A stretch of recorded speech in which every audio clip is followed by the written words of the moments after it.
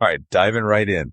When you sent me all this stuff on urban beekeeping, honestly, I was a little skeptical. Cities and bees didn't seem like the best combo. Yeah, you'd think all the concrete and traffic wouldn't exactly be a bee's paradise, right? Exactly.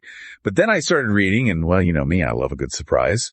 Turns out cities might be playing a bigger role in helping bees than we thought, especially with all the news about how their populations are dropping all over the world. It's a real issue.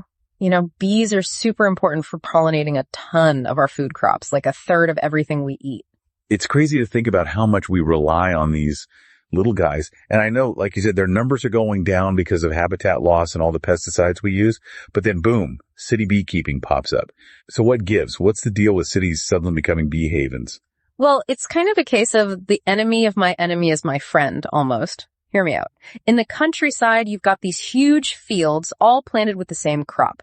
That's not great for bees who need a diverse diet, different kinds of pollen and nectar. Right. So cities, with all their different gardens and parks, they actually have more variety for bees. Exactly. It's like a giant buffet for them. Yeah. And the other thing, pesticides. They're used way more heavily in industrial farming. Cities, with their backyards and community gardens, they're often using less of that harsh stuff. So it's like cities are these little safe zones. Yeah. By accident almost.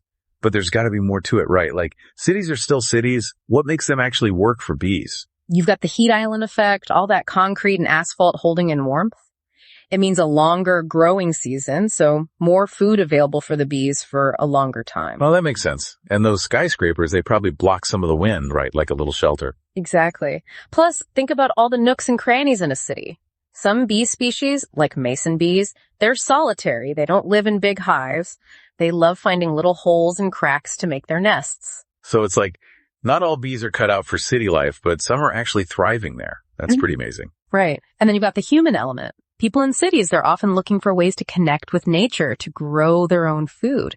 Beekeeping fits right in. Yeah, and local honey. That'd be pretty cool to harvest honey that's basically got the flavor of your neighborhood in it. Right? Absolutely. Plus, there's a real community building aspect to it. People getting together to tend hives, share knowledge, educate kids about the importance of bees. It's all starting to sound pretty awesome, to be honest.